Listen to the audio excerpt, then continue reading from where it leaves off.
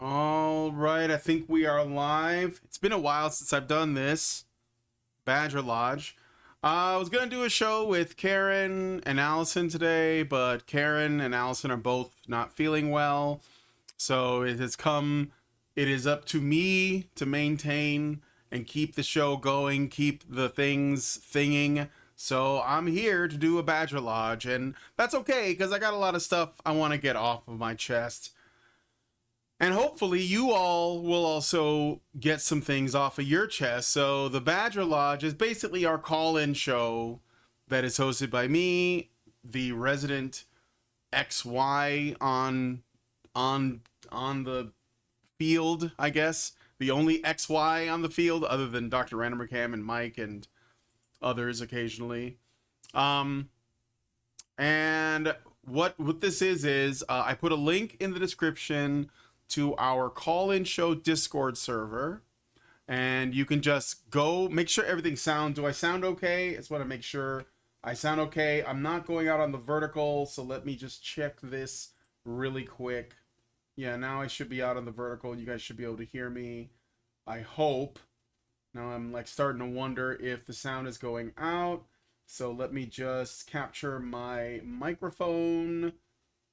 Here we go. And you guys should be able to hear me on the vertical stream as well. It's a little bit kitschy. No, the regular horizontal stream is fine. I know that's working, but the vertical I just set up. I hadn't done it for the Badger Lodge, so this is the vertical for the Badger Lodge. Let me just move this over a little bit. I need a haircut really bad. I haven't had a chance. I was gonna go get a haircut yesterday, and then there was this terrible storm, and it was a terrible storm. Like, it was flooding. Lindsay's job lost power. There was brownouts everywhere. It poured and poured and poured. Virginia, what are you gonna do? So anyway, all that out of the way. So this is the Badger Lodge call-in show. I usually have something on my mind that I want to talk about, but the primary purpose of this is to talk to you guys. So please go into the link in the description, click on that, join the Discord. It's just for this show. It will be expired. I think some people hang around in the Discord for a while afterwards and sort of like share memes and stuff. But generally it ends after the show is over, and you can go into the screening room, which you'll have access to.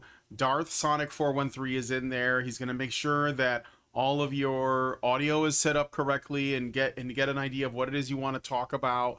And then when you're ready, I will bring you into the show channel, and you'll be able to come on the show and share your thoughts on whatever. So yeah, it doesn't have to be what I'm talking about today, but whatever you want is fine. And I will do my best to entertain you. So we'll be here for about an hour and a half, and then I'm going to go get some dinner with the wife. I think we're going to have scallops, and I'm kind of excited because I'm hungry because I haven't really been eating. So anyway, with all that out of the way, let me show you guys what I've been thinking about. So I've been thinking about the fact that we are in an election year, and in the United States at least. And I know that a lot of people don't like to talk about politics, but I have to tell you that you can't really avoid it. Number one, you can, I guess, if you want, but it's not going to serve you in the long run, because the people that we are dealing with have they worship this stuff. Okay, so that's one. The other thing, though, is that you should, if you are interested in men's issues, you should understand the ways that the interested parties, people who are seeking power, can leverage and use gender dynamics, specifically our disdain for men, our misandrist sort of default settings, to get people to vote the way that they want. And this works on men and women. And I want to show you this. This was shared by Libs of TikTok. No, paying attention does. I don't think anything is pointless. If you are informed, you are prepared. If you are prepared, you can protect yourself. No one is saying that you can change the world. No one is saying that. But you can protect yourself. And that's probably enough, right? So no black pilling in here. You got to do something. It might as well be productive. This is like the one thing that we have as men is our ability to self-actualize and our ability to act on information, whether even if it only ends up protecting us and the people who we care about the most. But that is the one thing we have. And when you say nothing matters, you are giving these people what they want. You are the weak men that they talk about. So I won't have it. But do whatever you want. It's fine. You know, I'm going to keep saying what I'm going to say. I'm going to keep on streaming. I'm going to keep on talking about this stuff. Doesn't change anything for me because I know that it's important. And pretending like it isn't is not helpful. Because the people that we're dealing with, they think it's very important. Like I said, they are religiously committed to this, like a cult. It's not just like, you know, a belief that you hold to like help you make sense of the world. It is a devout thing that defines their very being, is what they believe. And I'm going to show you this. So this video is from Libs of TikTok. I want to make sure I don't miss anything. Again, click on the link so that you can jump into the show and talk to me yourself. And this is an actual ad from a Kamala PAC, which is Political Action Committee. And it's, let me see if you guys, let me know if you guys can hear this okay. I should probably make sure that the video is going to play. So let me just change to the source. And I'm going to play this for you guys. Here we go. Us MAGA Republicans banned abortion, but that's just the start. That's just the start. If Trump gets elected, we want the government involved in all aspects of your sex life. Way more involved. Way more involved. When you have sexual intercourse, it should be illegal to use contraception. No pills, no condoms. Your genitals are reserved for procreation. If you freeze 12 eggs, you should be required to have 12 babies, or else you're a serial killer. And I'm definitely not a serial killer. Are you? My son monitors my porn usage to make sure I'm not self-pleasuring. Just like Speaker of the House Mike Johnson. That's true, you can look it up. Don't you think that's normal? Yeah, I do. It's normal for your son to do that. You should have a family member monitor your porn use too. Because pleasuring yourself is very, very naughty. I'm voting in November. I'm voting in November. We're all voting in November. Are you? Because what happens in your bedroom is up to me. Is up to me and my son. Also, mouth stuff is a sin.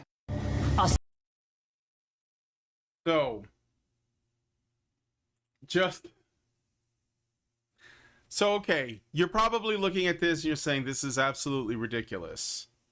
Okay. This is what works. Who does this work on though? I will just put this out there. If you wanted to terrify people into voting for a certain candidate, I mean, if you want to get someone to vote for a certain candidate, basically, there are two approaches you could do. You could either talk about what the benefits of voting for the candidate that you're recommending is and how it will be in their best interest to look into that, or you present this kind of an argument, which is these are the negative consequences. But what are they showing us in this video? Like, what are they showing us? They're showing us strange straw men versions of men. So you got like these kind of like, oh, he's a bald guy in a sweater. And then we have these sweaty dudes. And actually, as the video progresses, these guys get more and more sweaty and weird and gross. They're showing you the thing that women fear about men, which they have been propagandized to fear for generations, okay? And now all they have to do is show you something like this, and it will probably work. It will probably work on some of these women. So this is where our level of discourse is at. And this is the thing I wanted to like bring up is that like the way that we talk about essentially anything to do with policy or law or just our culture in general, even when there isn't an election year going or some kind of a ruling happening or whatever, the rhetoric defaults to the same thing. Be afraid, be afraid, be afraid because men. And it doesn't matter. And this is the thing nobody catches. I mean, obviously they used a bunch of white dudes, but that's only because that's only like the cherry on top. Frankly, it's just about men. It's just that if they presented this video and they use all black men, it would look bad on them because they would be exposing their actual bigotry, but it wouldn't be seen in the correct way. So, you know, I did a fireside chat with Malcolm and Simone Collins, and they, you know, cleverly, I suppose, they cleverly put the word black before men when they were describing the bear meme.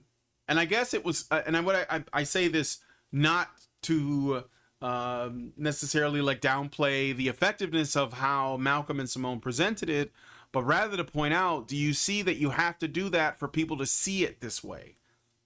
So this kind of campaign, such as it is, it's effective primarily because it features men.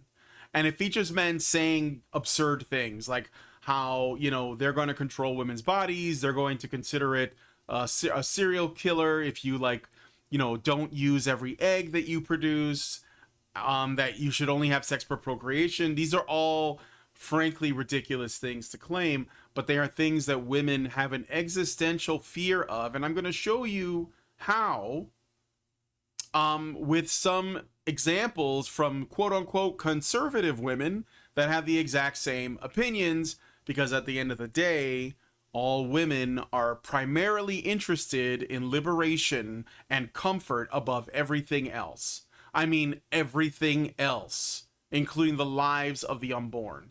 This is why they see it as not just it's a sovereign right to them. Even if they say, well, I would never get an abortion, but they don't care because they want to reserve that privilege anyway, even if they would never exercise it. So I did get a call, so let me see. Darth Sonic, you sent through something. I assume this person is not calling into the show because they're not in the screening room. But let's look at your comment, and then I'm going to bring in the first caller. So Darth Sonic 413, Viv Lives, that's my Discord. Our boy Disorder Drew wants to know why society seems to block off every positive role a man can have, leaving behind only playboys or transitioning to a woman. Well, that is exactly what they are doing, because a positive... Okay, so why would they allow playboys or transitioning? Because playboys and transitioning, they basically contribute to the decline. If a man transitions, he essentially turns himself into a eunuch, which is what they want. Yes, this is basically men becoming eunuchs because they think that it's better to live as a eunuch than to be a man. And that's because they want to destroy the population. They want men and women far away from each other. They want them at each other's throats. You could conclude whatever you like. I personally think it's satanic on purpose. You might find that language hyperbolic. I don't think it is. I think to be anti-life and anti-human is ultimately what it means to be satanic. But that is what they're doing, and I think it's on purpose. Yes, 100%. And that's why I think that men should not transition. I think that is a form of surrender, unless you legitimately have gender dysphoria, which is a mental illness that I think you should deal with. But if it's just like some kind of pragmatic decision that you think you're making, you know, like the trans maxer who I had on the show, who said, well, you know, I'm on the spectrum. I just saw like a cost benefit analysis and I chose to do this.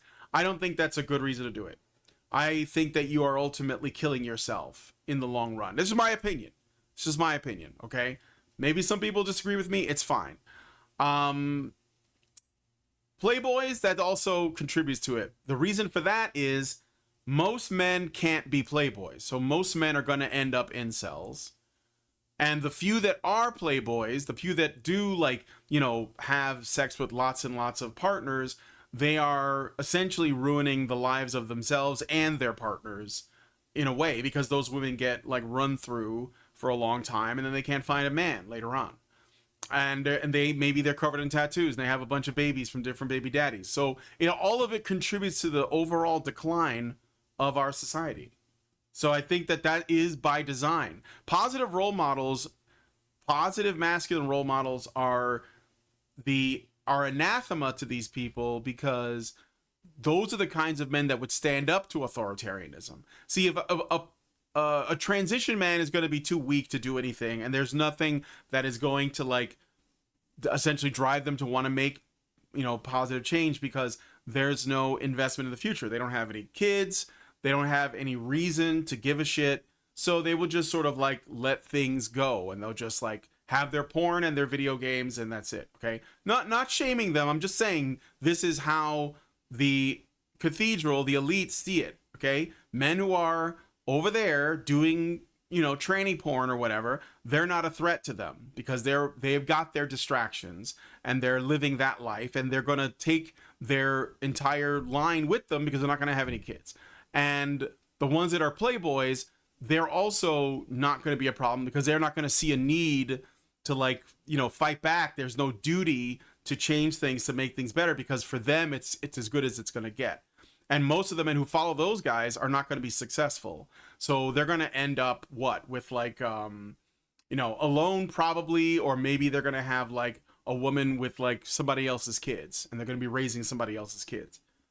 So this is all on purpose. But like, if there was a positive male like archetype or number of archetypes, I think there's room, you know, within that for like a number of different positive male archetypes. Well, that's actually a threat to the establishment. It's a legitimate threat to that. That's why do you think they have like entire campaigns now where they call guys like JD Vance weird? Like, that's their new thing, is basically saying they're weird. And that's, by the way, all that is the ick. So they're just saying JD Vance gives me the ick. And then when you look into it, he's just like anybody else. He's just a guy with a family and some kids, and that's it. But that's weird, right? And the purpose of that is to stigmatize normality and make it like fringe, which is, in a way, it has become that. Like, in a lot of ways, you know, if you're like a guy that, you know, isn't addicted to something, and doesn't have like tattoos all over, or a woman, for example, who's not covered in tattoos, with like a body count, you know, like bigger than her weight, and you know, like that's considered to be, if you don't have those qualities, you're considered weird. You know, like, I've never had tattoos. I had piercings when I was like in my 20s. I went through a period and I was like, oh, I'm gonna get piercings, and I went to like the club and I listened to industrial, you know, music and shit. And then I got over it. I just grew out of it. I was like, okay, the people here are not fun. Everyone's, you know, surface level. They're not interested in anything deep, and they all have problems that they haven't dealt with. So I just left that scene. But if I had gotten tattoos, I'd be stuck with that. You know, I'm sorry, but it's just not for me. If it's for you, that's fine, whatever. So anyway, my point is, a positive man, a man of means, is actually a threat to the elites. It is a threat to them. Fathers are dangerous to them. That's why they keep fathers out of the home. It's what they have done. They weakened the family. The feminists declared this hundreds of years ago, and they were right, you know. So there's that. Thank you. And then Darsonic says, I hope that answers your question, Disorder Drew. If you want to come in and, like, you know, expand on that, feel free. The link is in the description of this video to the Discord server. Then Darsonic gives me another message and says, our new boy Anger Dude would like to talk about the commercial. So let's talk about the commercial. I'm gonna bring Anger Dude into the chat. Let me just make sure I didn't miss any super chows or anything like that, because sometimes those go through. I did get one yesterday. No, it was earlier today. Very early today. And I'm just going to read it really quick. So it's a super chow from Feminist Ring Into a Man's Ear Forever. Gave us $5. Thank you. And says, you can show simps hard, irrefutable facts and they will ignore it. Only when the obese feminist boot comes crashing down, then they understand, but not sooner. Chad Giganov. Thank you to the person who sent that message. Let's just make sure that we aren't missing anything. Any super chows or messages like that. And nope, we're good. So I'm gonna bring in Anger Dude now. Hopefully his audio is working. Here we go. All right, hello Anger Dude. You're muted. Can you unmute yourself? Hello, sir. Let me see if I can fix your... I mean, it doesn't say you're muted. I don't know why you're unable to talk, though. Let's see, I'm gonna move you back. Sonic, you gotta fix his audio so that I can hear him. He seems to be unable to unmute himself. Let me see here. Yeah, allows members to talk, so you should be able to talk. All right, let me move you back. Just fix it with Darth Sonic, okay? All right, I'll bring you back in a moment when you get it figured over. It's over for Discord cells. Yes. There are plenty of attractive women who are spewing the feminist garbage. FFS. People can't get it through. His audio's not working. I don't know why. I can't hear him. He can't talk. What the hell? I had a whole conversation with him. His mic was fine. All right, just go fix it and let me know. I won't drag him in here until I see his microphone and his headset is not muted or deafened, and I'll drag him in here. Okay. All right. So anyway, yeah. So of course there are. It's all about what works. That's all it is. So, like I said, and I've been saying this for years, and I have not been wrong, okay? There is no such thing, ultimately, as a trad woman. They're almost unheard of, because on some level, their liberation matters to them, even if they don't know what it really means. And they also exclude from that liberation their duty as women. Men understand that being a man includes some duties, some responsibilities, I guess, that are important as they define your manhood. This is what we are attracted to. But women also have them, or they're supposed to, in theory, but they don't express them. So, waiting for, Anger Dude is still, I don't know what's going on with his thing, but okay. So, anyway, while I'm waiting for this guy to come back, I want to show you something else. So we got that. And is it the whole conversation about the election and all of our politics has basically come down to being split along gender lines or sex lines, and it has been for a long time. But it's becoming more and more obvious now, okay? So let me find the other thing I wanted to show you. Lauren Southern, here it is, I think. Okay. So this is, and I know I'm picking on Lauren Southern, but I have to because it's a very good example of my issue here, okay? So, Ian Miles Chong, who's like the resident Twitter engagement farmer, has shown a clip here. It says, incredible, Kamala Harris has packed audience at a hangar in Detroit where her plane has landed. They're giving Trump a run for his money.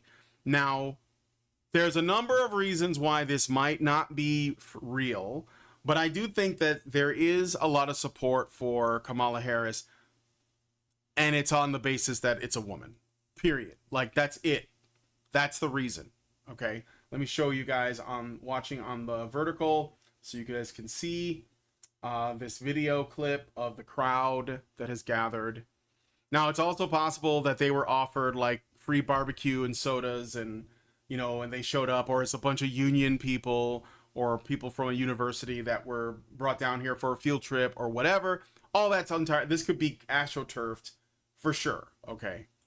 But it doesn't really change the fact that there is a lot of more enthusiasm around Kamala Harris for the simple fact that Kamala Harris is a woman. And we're going to find out come November how gynocentric our society is. And I think you might be surprised. I mean, maybe you guys wouldn't be surprised. But, so, why did I bring this up? So that you have this energy for a woman. And Lauren Southern comments on this. Now, I know a lot of these people, they speak from this perspective of like, what they believe is tactically viable. Like, here's how we should be behaving, or how we should use our language so that we can improve our chances of winning. But there is some value in saying that, but the problem is that you are setting a standard that we can't possibly maintain for men to treat women a certain way. So anyway, Lauren Southern says, let me go back to the source here. All the comments responding to this in denial do not help at all. The media, big tech, and schooling systems are all captured and indoctrinating the populace. It's going to ruin the country. Also, no one supports Kamala. You can't have it both ways. Actually, you can. You can have it to where there's an establishment that will spend endless resources to keep their puppet in power. Because let's be real, Kamala Harris is not actually a politician that's actually running on anything. She is simply a puppet that is doing the bidding of the system, just like Joe did before. So this isn't even like an organic thing, because Kamala was polling lower than everybody else back when she was trying to run for president. And now there's all this energy, but you can't underestimate the power of energizing the sisterhood, because that's like ultimately what, if there's anything that's supporting this, that's what it is. Okay. So she says, you can't have it both ways. She is popular. Doesn't matter if it's fair or not. To take a page from the boomers, life's not fair approaches like appealing to demographics you're majorly losing, or don't shrug. So what does she mean by that? She's referring to women. Lauren Southern is saying that a couple of things here that are completely wrong, by the way. Number one, first of all, Canadian women, shut up about our politics. First of all, because you don't live here, you don't deal with the consequences. But beyond that, the big tech and schooling and media supporting her is 100% viable and not at all contradictory to the no one supports Kamala thing, because the system, the cathedral supporting someone to be their puppet, is not the same as the people supporting that person. But again, okay, I'll bring him in. Right now. All right, I'll bring him in a second. Thank you. But maybe because you're Canadian and you don't actually have any voting power over who gets to run your country, you don't understand how that works for us Americans. Maybe that's what it is. I don't know. But anyway, she is popular. Not true. Again, now maybe there was some artificial enthusiasm constructed, but so that women would feel like that's our girl. But I think that it's not, it still doesn't reflect on anything in reality, based on polls and based on actual like elections that were held to decide who the nominee was going to be. And Kamala was at the bottom. She ranked the lowest. She is not likable at all. But then she says, to take a page from the boomers, life's not fair, work harder, which is her way of like giving it to the, to the right, because she's such a reality pill centrist now. And then she says, perhaps consider different approaches like appealing to demographics you're majorly losing. Women. So now we're at this point here where we have to decide whether or not it's more important to do what is true and right or just support women. That's where we are now. That's where we are now. That's what we have to do. All right, now let me just switch back to my camera. So I reposted this because I wanted to bring this up. So Lauren Southern replied to this guy named Brad Pitt, who said, appeal to childless cat ladies.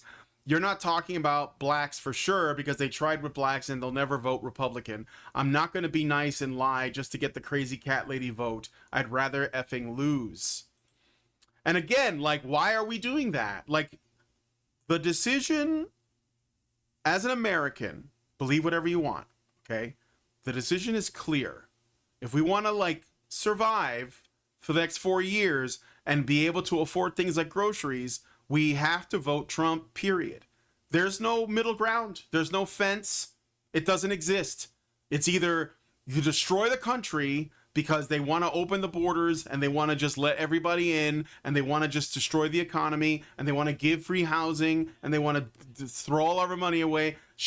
Kamala's literally picked a communist governor of Minnesota who let his state go to absolute crap over a drug addict, okay, that there's no, like, I'm sorry, like, it's like, even like with the mildest amount of passive rationalization, Trump is the only clear candidate.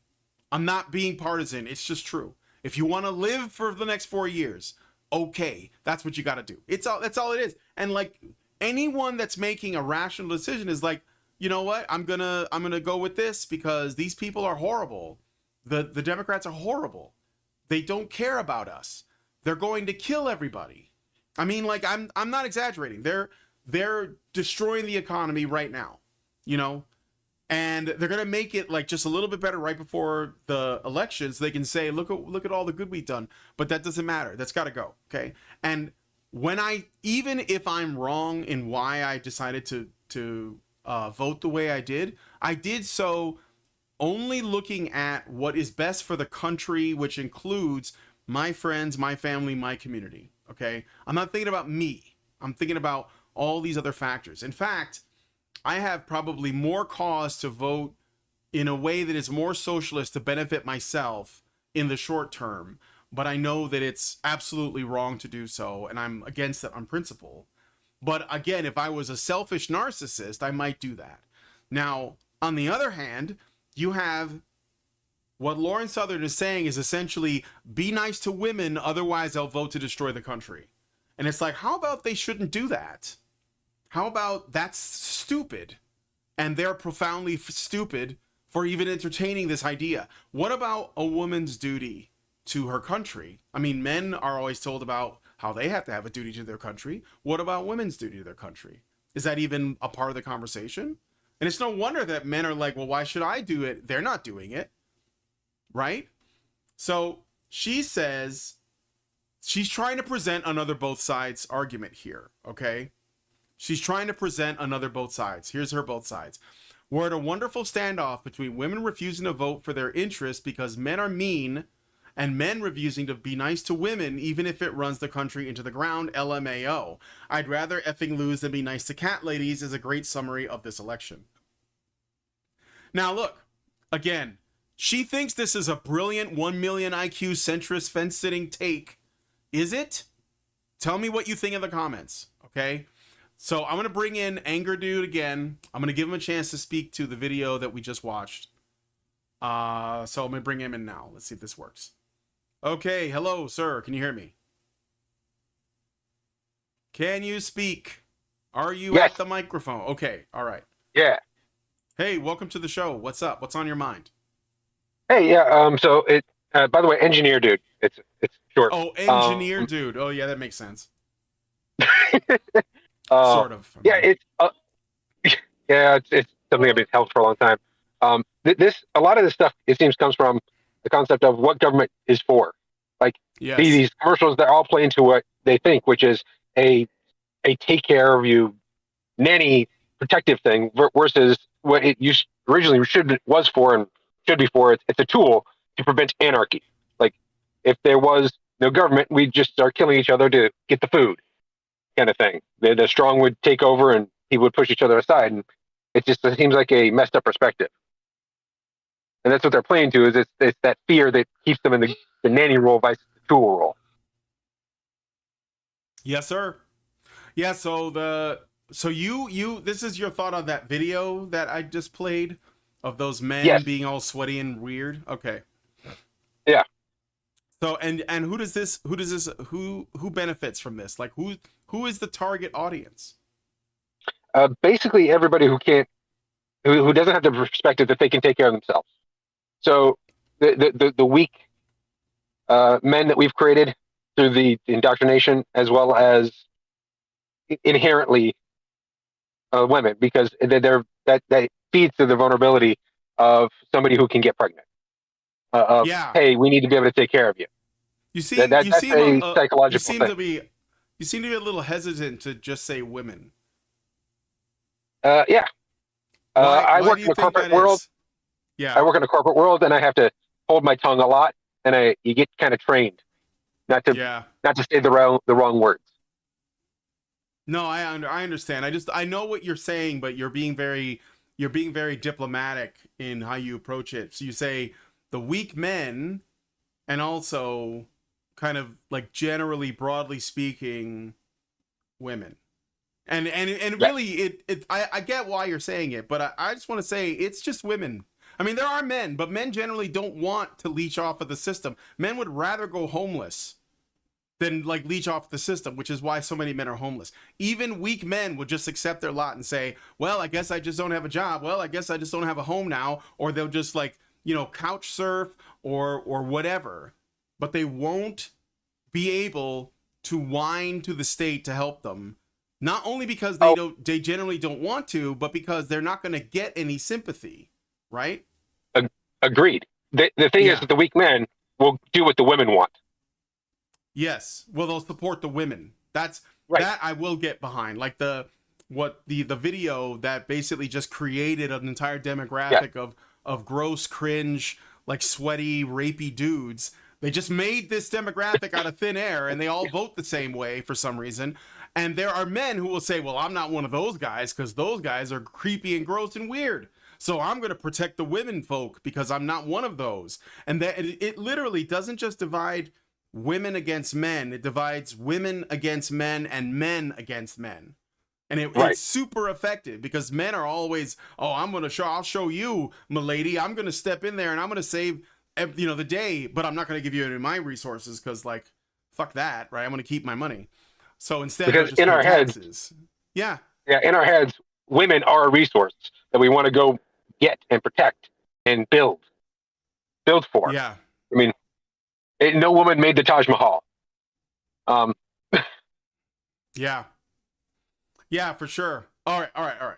So, thank you for saying that. I'll also bring in this other thing. I don't know if you heard me, but when Lauren Southern said, and Lauren Southern is one of those conservative women, she said, we're at a wonderful standoff between women refusing to vote for their interests because men are mean, which, again, this should be something we're all pointing and laughing at and saying, look at how stupid these women are being because they're allowing their discomfort at men who have opinions on Twitter to essentially affect their voting patterns. So when a man says, maybe you shouldn't be voting for this bullshit, or maybe like, I don't know, like an abortion that you're probably not even going to have, because women are siding with abortioners, women who want to have abortions. They are siding with them by default because they're women, even though they themselves, if you ask them, will you ever get an abortion? They would say, no, I'd never get one, but I'm going to defend my sisters. So it's like, not only is it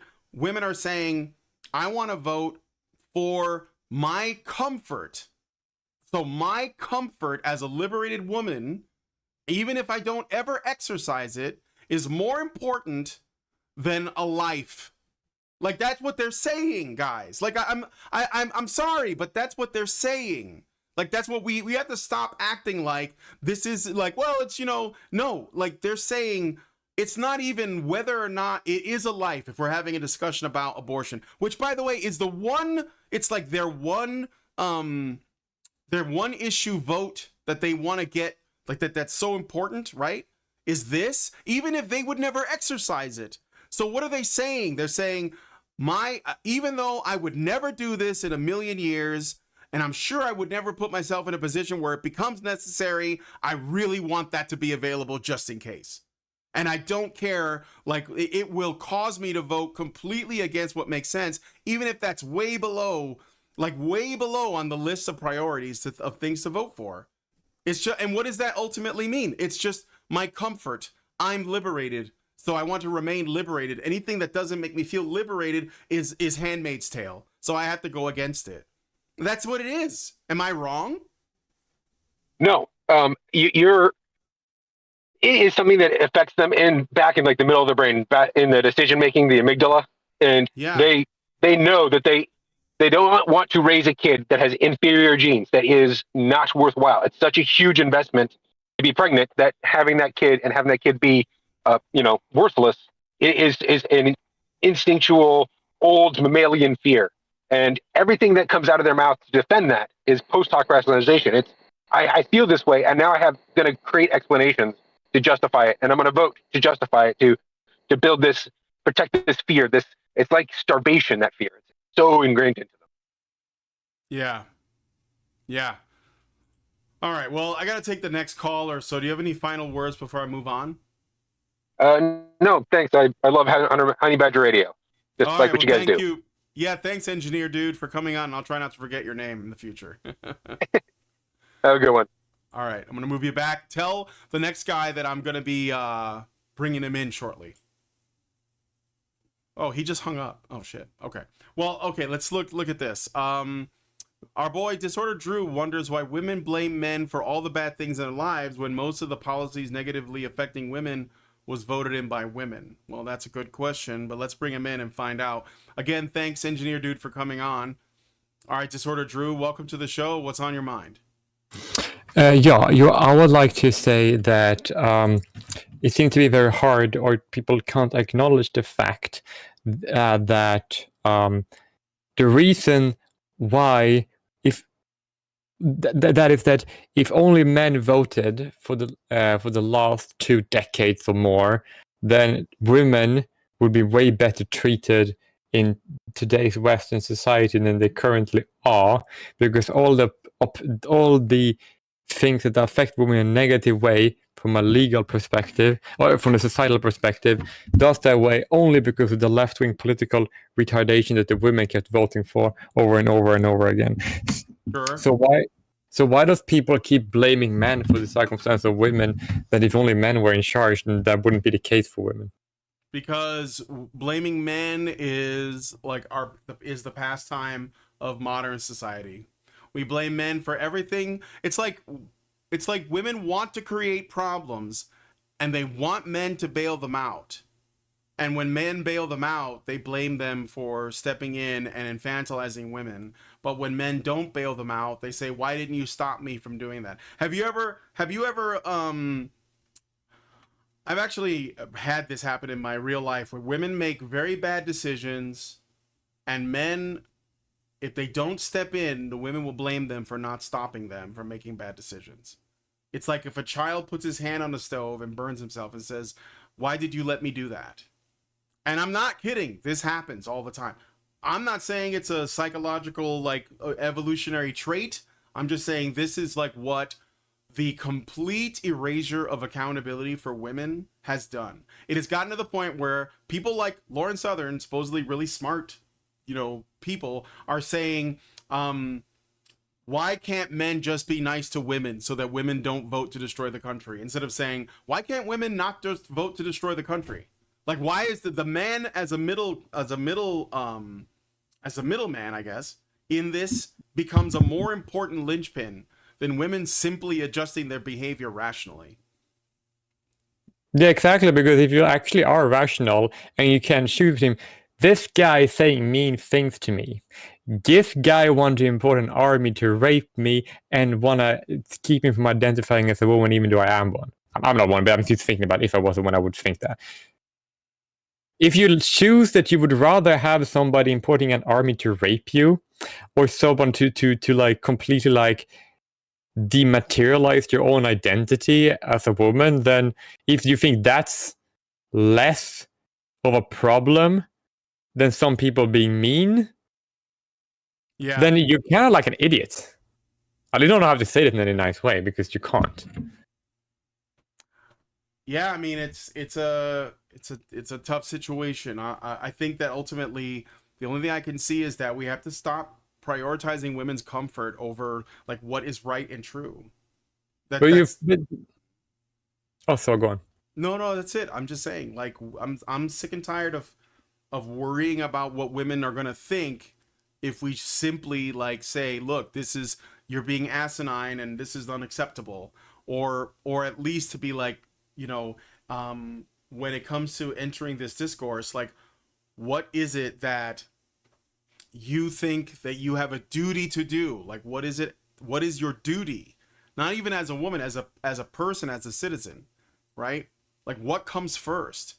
And I don't think that is even on the consciousness. It's just well, what do I want? And this is why, by the way, they always assume that's what men do. They assume that when men pursue a job or start their own company or go and vote for a candidate or push forward a policy idea or form a think tank, that it's all it is men doing what men want for men, and specifically men in that moment, or men as a group, when that is like the last thing. Like, men do not think of themselves as part of a brotherhood. They do not have a collectivist mindset when it comes to men, and they certainly don't generally center their own comfort at the expense of everything else. They don't. So it's just not the same. But women think that men are doing that, which is why they don't like it when men, go and do things on their own, or form groups with other men to like talk about ideas, because women think that they're plotting something. It's like, no, that's what you do. Men don't do that. But they just don't. No, that is true. But it's also like that. It's not seem to women doesn't seem to, but in general, I'm not saying all, but when it comes to voting patterns, they don't seem to like vote in favor of their own interest. They seem to vote on favor of their own emotional reaction to what most recently happened. Like, because if you think about that they can either have their identity be like stripped away and dematerialized by this government who can't even define what a woman is, or by having a bunch of immigrants who then increase rape and sexual assault of women in the country. They can't see that. So it's not about their own like comfort, like as a physical being, but more of like their like emotional reaction to what like just happened, like that they could observe directly. Yeah, so then, okay, let's go back to the video I watched earlier where they talked about where they had like this I guess it was a campaign ad that had all these creepy dudes, and they were talking about how they were going to get into women's business and like get into women's bedrooms, and they're going to control women's, rights and all of that. Did you see that video I played at the beginning? No, but if there is any group of men that tried to do that, that would be the men that the women voted into power when the most other men voted against them. Yes, that is a rational and very like well stated, reasonable statement, but we're dealing with people who it is correct. I'm saying it is correct, but we are dealing with people who they don't see that despite what they vote for, ultimately it is women that are choosing to get involved with women's business because women are the majority of voters. But women are so separated from those choices that when all they see is men talking about like abortion or contraception or whatever it is, and they're presuming this is men doing this now, even though women voted for it, even though women are mostly there are more pro-life women than men.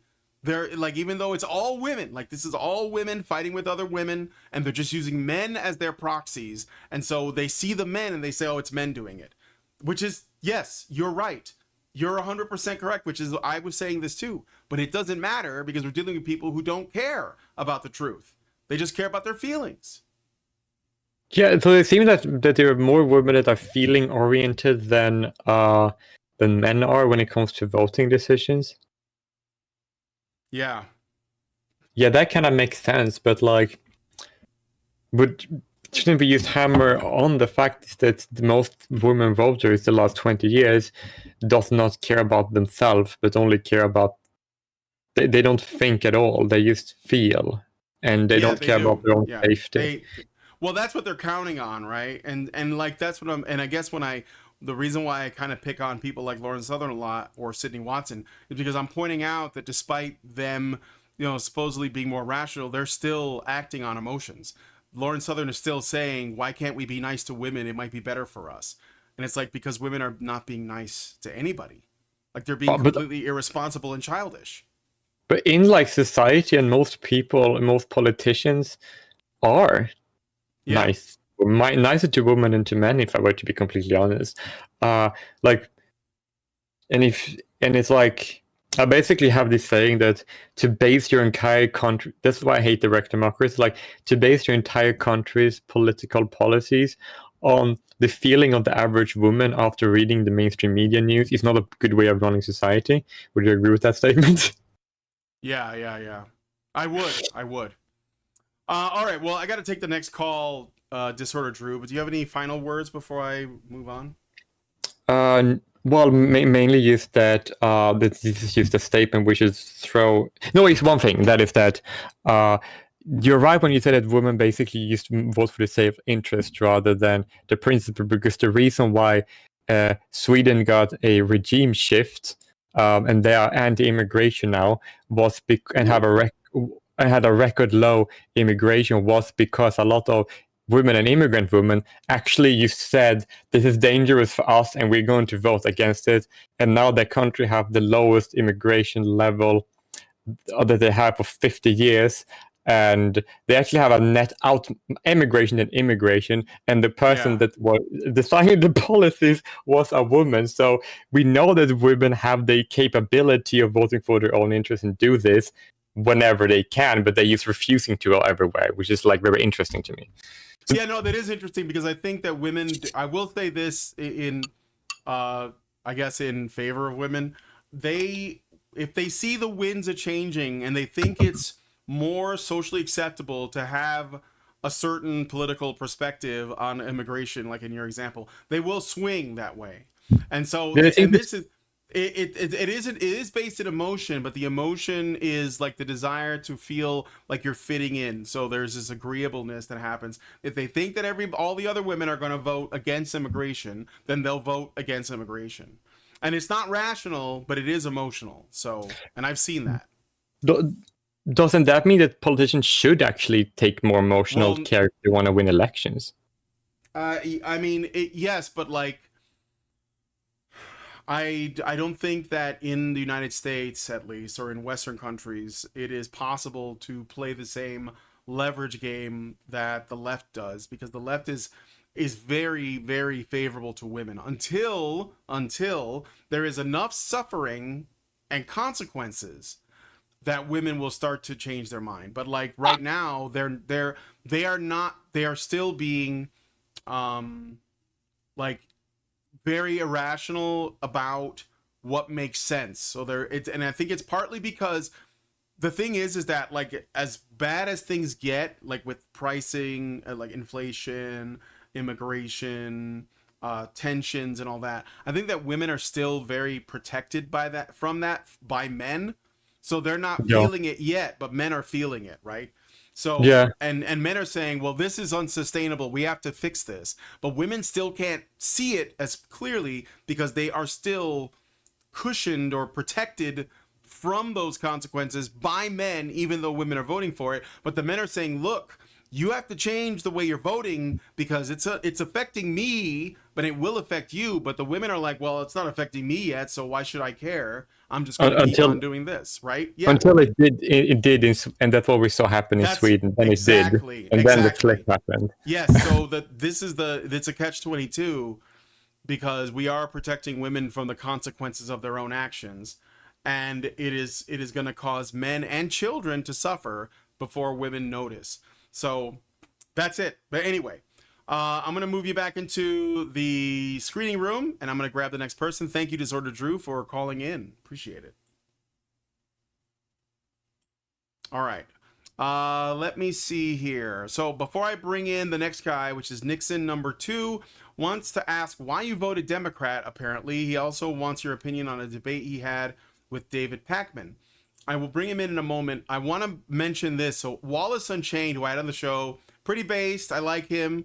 He replied, and this is a very good post, to Lawrence Southern's post. And he said, again, I ask, since when do we pander to men in order to win their vote? We don't. Men vote based on what knowledge they have on politics and the economy. And they're usually voting, again, in the interests of their children, their communities, and their society, and not just themselves. Now, this is not to say that women don't do this, but single women are way less likely to do this than married women or women with children. And this is the reason why, by the way, the left and feminists want to keep women single and miserable. That's because they will turn them into a voting bloc, which they have effectively done. So he says, if women, even such as yourself, are truly voting based on who panders to your identity or the language used, It only demonstrates women's political incompetence, not men's. Women either need to learn to care about what a country needs or surrender the vote. Now that is base. Thank you, Wallace Unchained. Shout out to Wallace Unchained, who I've had on the show before. He's right. That's it. It's just like, what is your duty to the country? What is your duty to your society? Like, let's some people don't want to talk about politics. Let's just put that aside for a second, okay? Just like the way that you carry yourself in your day-to-day life in the world, okay? Who you look out for, who you try to protect. Who are women protecting? They're not even protecting their own children because they want to be able to get abortions. So they're not even doing that. So who are they protecting? It seems like all of their energy is pointed inward towards themselves. Like they want to feel safe, and I get it. So women have a lot of reasons to feel unsafe, not because men are a danger to them, but because women generally always feel unsafe because they are in fact the weaker sex. Okay? But this is what I think dividing men and women from each other does, is it makes women more and more paranoid and anxious and like just feeling like every day is like a struggle, and men, they just become despondent and disinterested. And so like even then men will still try to be productive because it gives them a sense of purpose. It doesn't mean they have to serve women per se. They could just be serving themselves. They might like want to watch a company grow, or they might be on a team and they want to see that do better or whatever. But they're still trying to build something, right? So you create cat ladies, and then the cat ladies act out in the world, and you don't have to pander them anymore because you've made them paranoid and terrified of everything, and it works. All right, so I got a Rumble rant. Let me see if I got a super chat, and then I'm gonna bring in the next guest. So for the call-in show, gives us $10. Thank you, and says Base Badger Brian brings the best bits. Thank you for that alliteration. I got through that pretty well. And then I got let me just make sure I didn't miss one. I think I got a Rumble rant from NovaFan21, who says, imagine if America becomes so unstable that hypothetically an anti-woman, pro-patriarchy candidate runs and wins by popularity. That would be insane. But I don't think a pro-patriarchy candidate would be anti-woman, though. I don't think so. I think that it might be what women need. I'm just saying we might have to consider like a legit patriarchy, because I don't see women changing anything. I don't see them deciding to make, to do things for the benefit of society. Even if it was only for the benefit of their own children, that would probably benefit us all, but they're not doing that. So I'm not saying the patriarchy of feminist imagining, that's just like paranoid horror babble, but just like, yeah, maybe. I mean, maybe we need men to just like run shit. Okay. So, and that would mean, by the way, I would also be submitting to that in a way, because not all men are created equal. I mean, we have the same rights, but like we're not like the same in terms of our ability to affect change. So it's just like when people say, military service is unfair because the standards are too high and women can't meet them, and therefore it's male dominated. And it's like, yeah, but most men can't meet those standards either. So it isn't just a man thing. It's basically like a meritocracy thing. And in many cases, the meritocracy is going to it's going to shake out as mostly men, but it's going to be like the best men, like better than most other men. Like the guys at the Olympics are mutant freaks of human nature. There are no normal men watching that going, well, I don't feel represented. I mean, or even feeling represented, because it's like, yeah, that's a man, but he's nothing like me. But like men can understand that, they can be like, well, I know where my place is. It's like an understanding of your place, I mean, some of you guys are probably better at math than other guys. It's just the same. And a normal, rational human being would be like, well, yeah, he's better than me. And that's the end of it. Anyway, so Nixon number 2 wants to ask why you voted Democrat. I'm going to bring him into the chat right now. Let's see what he's going to say. All right, welcome to the show, Nixon number 2. Can you hear me? You are muted. Can you unmute? You might have to unmute yourself. I don't know. Right click on your name and see if there's an option to unmute yourself. Okay, it's not working. I'm gonna put him back in here. Hold on a moment. And yeah, figure it out with Darth Sonic and send me a message when you're ready. I'm gonna put you back, okay? All right, Nixon number 2 is having some audio trouble. I don't know what's going on with you guys, man, but let's take a look at something a little bit different. Here's another way that I already put this. Let me just see if there's nothing else on Twitter here. No. Oh yeah, this is the misandry. You have to get votes. So I did see that this is my Twitter. Follow me at Badger Arcade if you want. I share a lot of dank memes there. So here's another thing I wanted to share with you guys. That was my fault. I forgot to give him the caller. All right. Just give it to him and I'll bring him back in. Yep, I did. I gave it to him. All right. I'm putting it in. All right, go back out. All right. Hello, Nixon number 2. Can you hear me? Hello, Nixon number 2. Oh, yeah. Otherwise, I can't hear you. Oh, okay. I can hear you, Nixon. Can you hear me? Hello? Hello, sir? Hello? Yeah, but I can't hear you. You have to pull in my other account, Nixon. Oh, you want me to bring in the other one? Okay, I'll bring it in. Hello, Nixon. You have to unmute yourself. All right, hold on a second, guys. I don't know why this is being made so complicated. Hold on. I'm gonna move here. All right, Darth, can you hear me? Can you change Nick? Yeah. Okay, so Nixon number 2 can't hear me when he's in the I show can hear you channel. now. Okay, all right. I think you have to bring in both. I'll bring in both then. Oh, this is so weird. All right. Okay, so can you hear me now? Nixon number 2. Nixon, you're on the air?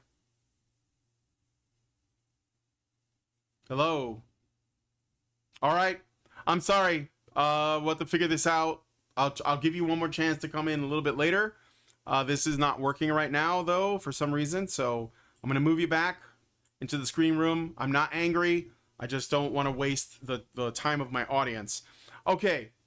So let's go back to this. So here we have Doug Emhoff. Do you guys know who Doug Emhoff is? Well, if you don't, then that means you're fortunate. It's fortunate for you. Doug Emhoff is the second gentleman. So what is the second gentleman? Second gentleman is basically the husband of the vice president. So when you have a president of the United States, the president's wife is called the first lady. If you have a vice president, the vice president's wife is called the second lady. And apparently, if you have a female vice president, Kamala Harris, then her husband is called the second gentleman. And his name is Doug Emhoff. And they are bringing him out of the basement to talk about toxic masculinity. And I want to show you all this. So let me just put this on the screen here for the people watching. So why is this? Well, Doug Emhoff is the second gentleman, which means that he is an authority on masculinity. He's like the first second gentleman, because there have not been any female presidents or vice presidents in American history, so he would be the first second gentleman. I know that's a bit of a mouthful. And he is on MSNBC condemning toxic masculinity. So this is how you appeal to women on the left. This is what you have to do. He is going to be the face of this. All right. So let's listen to a little bit of this, because this rhetoric that we've been talking about for over 10 years now, toxic masculinity. I remember when I first started to hear whispers of this, I was like, oh shit, this is going to have legs. It's going to go all over the place. And it did. It was on late shows. It's in schools. I heard about it in my art school for some reason. It's been everywhere. We have been inundated with this narrative. And what is toxic masculinity? Well, basically it's just being masculine. If you don't want to live as a trans person, let's go back to that earlier question. right? Not only playboys or transitioning to a woman. So they have created a dichotomy where you're either going to want to become a eunuch and live as a woman, which means you're safe.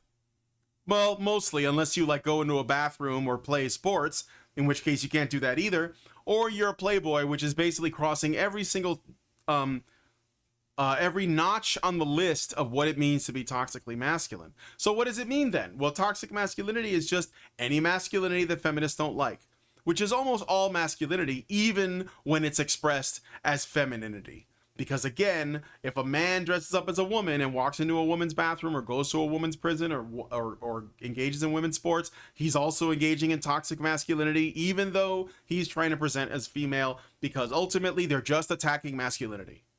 And no amount of transitioning is going to protect you. So you might as well not bother and keep your fertility intact and your balls. So anyway, speaking of giving up your balls, let's listen to second gentleman Doug Emhoff, who is going to condemn toxic masculinity because he looks just like the kind of specimen that would have a really great opinion on masculinity itself. Okay, let's listen. Can we just talk about masculinity for a moment?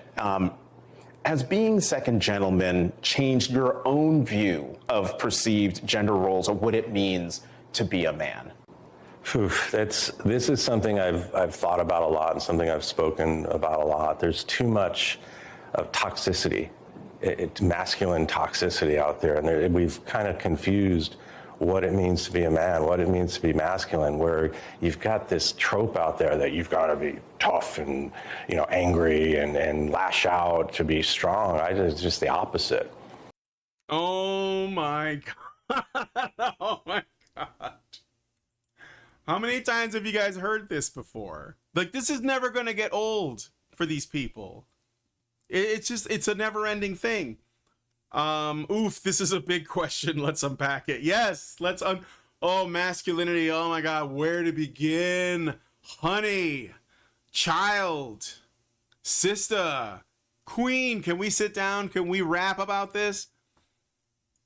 Alex W says second gentleman related to supreme gentleman, $2. Thank you, Alex. No, the supreme gentleman is above all of us. Second gentleman is like way down on the list, man.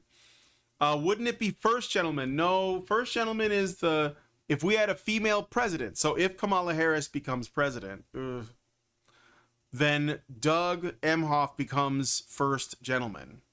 Yes. And usually the first lady, historically, right? The wife of the president, they're usually like doing something, I don't know, like they just have stuff to do. I think it's mostly just for the optics. You know, like Michelle Obama was doing something about school lunches, and like I think Nancy Reagan was doing something with the Just Say No, campaign for drugs, as an example. I don't know. Like, nobody really follows what the first lady does. We just see them as, again, I think it's mostly just optics, because it's like, a president should be married and have a family because that proves that they are invested in the future of the country. So this is like part of that. And then there's like certain American ideals that people want to see. They're not necessary. Like, do they have any dogs? What kind of dogs do they have? How many kids are in the family? Things like this.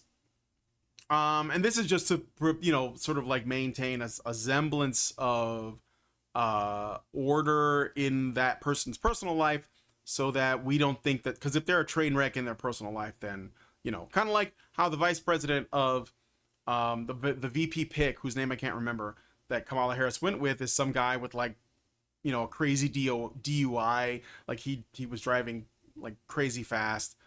I think it was like 90 miles an hour in a residential area or something, and he was drunk. Nobody was killed, but still, it's not a good look, But then again, compared to like the kind of shit that we see people getting up to these days, it seems pretty mild, in my opinion. Guys getting sodomized on the Congress floor and, doing crack in the White House.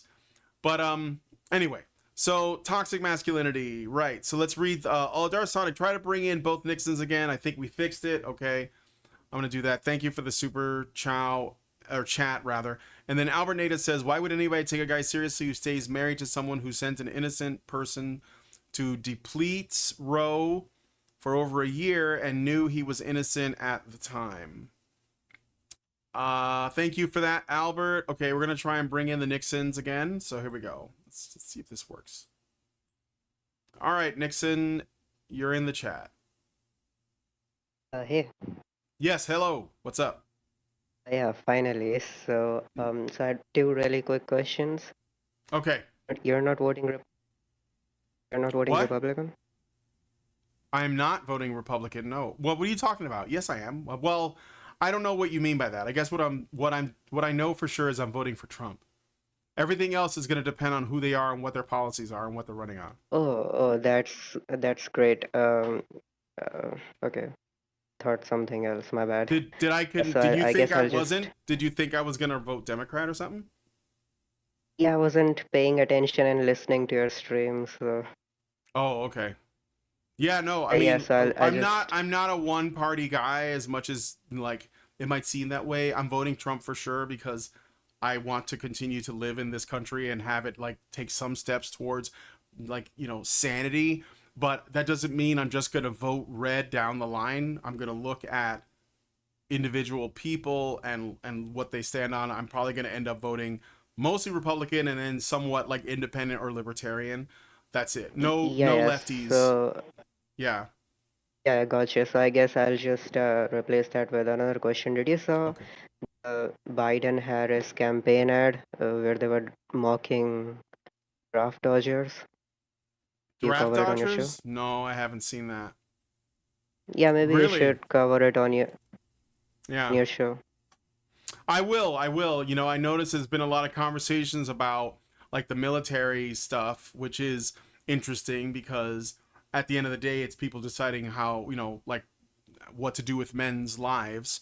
And this is another reason why I'm more in the America First camp because we're staunchly anti-war. I don't want us to have anything to do with what the hell's going on in the Middle East. I don't give a shit about Israel. I don't give a shit about Ukraine. I don't give a shit about Russia. I don't give a shit about Gaza. I don't give a shit about Iran. I just want America to be okay. And that's it. Like, call me a bad guy, I guess, for not wanting war. And men shouldn't be sent off to foreign countries to fight wars for other people. Our soldiers, exactly. They should be at home with their families.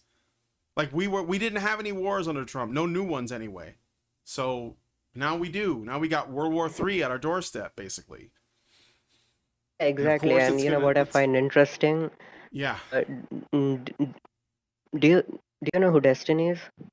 Oh yeah, yeah, sure, of course. The guy who was like begging for a fucking cleanse. Go ahead. By the way, maybe you should talk to him. Me? Maybe I would. Yeah, but it could grow your channel. Yeah, I suppose. I mean, I'd be willing to talk to him, but I don't know. He's not a good faith actor, and frankly, if you like, actually, you know what? I'll say something about this later. But is there anything else you wanted to say, Nixon, before I put you back in the chat, in the screening room? You said something about David Pakman? Hey. Yes. Yeah, so we spoke last time, and if you remember, I was talking about my debate with Sam, the Majority Report. Do you remember? Sam Cedar, yes. Yeah, so you said you were gonna watch it. Do you have an opinion on it? Oh, I haven't had a chance to watch it yet. Did you put a link to it in the because they make content like every day, so it's I think I'll do it. I'll do it again, but I also give it to Darth Sonic, and he will share it with me, and I'll watch it. Yeah, sure. I will, and I also that was really early, and I was new, so it wasn't that good of a debate. I had a recent one with David Pakman. I'll send that link also. Yeah, send that one actually. That because I feel like I did watch that other one, but it was a while ago. Yeah. Yeah, and the one with David. The one with David is much better, I think. Okay, I'm still really new at this, and I'm still improving. So yeah, that's it. Yeah, fair enough. Okay. Right. All right, man. Well, thank you, Nixon. Really appreciate the call. I'm gonna put you back in the screening room. And he just hung up. Okay, cool. All right. So I already read all of your super chows. Destiny. So yeah, just talk to Destiny. Yeah. Well, I'm sure Destiny would come on if I asked him. I don't really want to deal with. He's not just a bad faith actor, guys. Okay. He's human garbage. Like, he's been human garbage since I heard of him. And you know what really upsets me? I just got to say this really quick. What really pisses me off? The way and communism, and it's all fine on the internet. They're all debating, they're putting their thoughts out there. What do I think about trans people? What do I think about, systemic racism, whatever, right? We're just talking, and it's okay. Yes, a lot of people have really stupid ideas, in my opinion. A lot of people think that there's like nuance in places where there clearly isn't. It doesn't make you smarter to inject moderate crap into stuff that's obviously black and white. Like, is murder bad or not? Or, and then you have like, well, it depends, no. There's like, killing people is bad, even if it's in self-defense, because you have taken a life. Now, it's their fault, but that's not the same as just simply murdering somebody that's defenseless. Like, is animal abuse bad, right? Like, these are simple things. Is war bad? Do we want war? Do we want war sometimes? I mean, I'd rather not have it. So I think that at the very least, we should be able to have like a starting point. But when it comes to things like the stuff that Destiny and Vosh promote, for example, these lefties, these commies, I think they cross the line. And when the assassination attempt happened on Trump, to me, that was like the hard line in the sand. Like, if you can't be against that on principle and start asking yourself, why did we call people Nazis for 6 years, for 7 years, for 8 years? Like, the Gamers Are Dead articles, going back to how I got involved with this with Gamergate. What happened to Trump is directly downstream from that, because it's the same attitude. This idea that there are people who are less deserving of life because I disagree with them, and that there's something should be done. And Destiny sided with murderers that day. And when he did, I was like, okay, well, this is your decision, but now I get to dismiss every opinion you have from now on, because you're basically, ultimately, you are saying that all of this is going to come down to force. Like, I'm either going to be able to force you to live the way I think you should, or you're going to have to force me to stop. That's what when you agree that assassinations and attempts of assassinations are permissible in the discourse, then you're telling me what the discourse comes down to for you, which means that there's nothing to talk about. There's nothing to talk about. And there are people who have illegitimized their opinion on everything for how they have acted since then. So, for example, before Destiny said whatever he said, Lauren Southern used to hang out with him all the time. And she hasn't said shit about her association with him since, that I know of. If there is something, let me know. But the silence is deafening. The silence is deafening. It's like, well, I still want to be his friend, even though he was okay with assassination. Like, that is, I don't know where's the nuance. I don't see the nuance. I don't. Okay? Like, I will not associate with people who want to murder people, even if those people are like my, political opponents. I don't want that. That's the last thing. That's not how this works. Okay? So the fact that she used to be like best buds with him and hasn't said anything about this is very, very telling. And then you have Abba and Preach, who have also sided with him. Oh, he's our friend. We don't care about what happens in y'all's country. Two Canadians, by the way. Canadians, again, chirping up with their attitudes, their opinions. Guess what? You need to fix your own backyard, Canadians. Your government is a fucking mess. And it's your fault. It's your passivity. And the fact that you would criticize Americans because you think that we're mean compared to y'all, but that's why you're in the situation you're in. You haven't seen Americans get mean, okay? We've been pretty chill, all things considered. So when the chill is gone, you'll see. But again, like, I'm sorry, but I don't know what it is with people like wanting to maintain their like online friendships with absolute psychopath murderers, but you all need to like take a step back and check yourself. So you know, the silence from Abba and Preach, or like not silence, the indifference and the silence on the part of Lauren Southern and anybody else who was like buddies with Destiny, like when he said that, that should have drawn a very clear line in the sand for people, and it didn't do it that much. And that's really, really disappointing for me. I mean, I guess it would be if I thought, you know. Albert Data says, Destiny said blue collar men are bottom rung. I hope his ex takes him to the cleaners. No blue collar Joe ever lost his woman to a twink in a skirt. Yeah, well, all right. Anyway, let's listen to more of this toxic masculinity thing. And if you guys want to, there's still time to like do it, put in some calls if you want. Albert Native Retro says, I blasted Abba and Preach in the comments section. Okay, well, thank you for that. But they're not going to care, because I think that they might think that their friendship with Destiny is more important than murder. So I don't know. But let's play some more of this. You know, strength is how you show your love for people. Strength is how you are for people and how you have their back and how you stick up for other people and pushing out against bullies. I mean, that's what I believe it is. So every time I can speak against this toxicity, we're seeing it with our younger people, we're seeing it in our discourse, in our politics, in the media, you're seeing it as it relates to so many of the issues that we're pushing back on. So I think it's a problem, and I'm going to continue to use this platform every time I get to speak out against this toxic masculinity that's out there. All right, I'm not going to play any more of this video,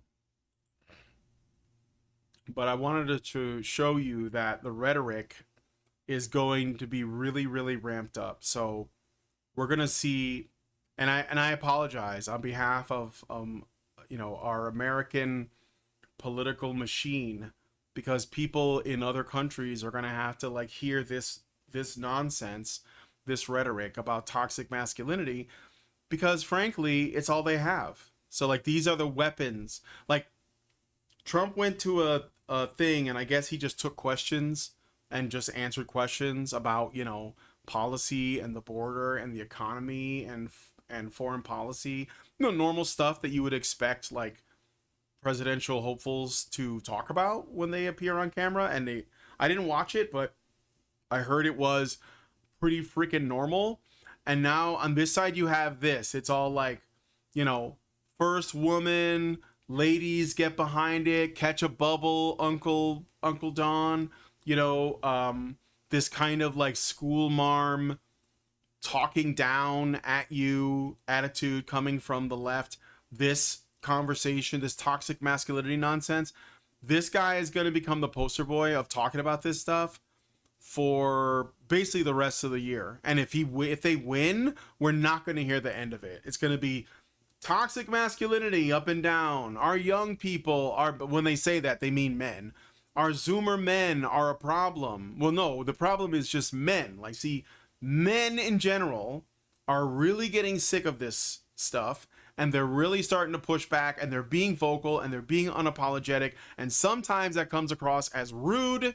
And then you get people like Sydney Watson and Lauren Southern getting their panties in a twist because a man had an opinion and they didn't like it, and they didn't hold back. And I'm sorry, but like, your over concern for optics is what killed Gamergate Part 1. So we're not taking it anymore. We're not listening to this. We're done. You're done. We're going to push back. And I think that men are going to push back a lot. And I hope they do. Yeah, so get ready for more pandering to black people, which is going to be just cringe. Pandering to women, oh my god, it's going to be so bad. The pandering to women is going to be off the chart. It's going to be record. Like when Hillary Clinton was running in 2016, it was bad, right? But Hillary Clinton wasn't really a popular woman. She was like older, and she had this history, and everybody knew about it, you know, and she just wasn't likable. But Kamala is like a woman of color, see? So that's like a +1 modifier. And they're going to ramp up the identity politics on her. It's going to be all about her being a woman, all about her being black and sometimes about her being Indian. So why not? Because she's, they're going to play on both of those things. And then her husband is all about the toxic masculinity shit. And I bet the vice president's going to be on that too. What's his name? The guy from Minnesota who basically allowed his state to burn to the ground because a drug addict was killed on camera or died on camera. And he didn't have the balls to basically be like, well, maybe we should investigate this and be rational. No. He threw all those people under the bus and allowed all this to happen and allowed the whole city to burn and the whole country to burn and even the world to burn, all because he wanted to score some political points. But he's going to tell us about toxic masculinity too. So, anyway, this was going to be a thing with Karen. I think Darth Sonic is trying to send me a message. He might be getting another question from somebody. By the way, if you guys don't want to come into the call, but you do want to send through a question, you can do that. You can also send us a super chow and by going to feedthebachelor.com/just-the-tip, send it through. We'd appreciate it.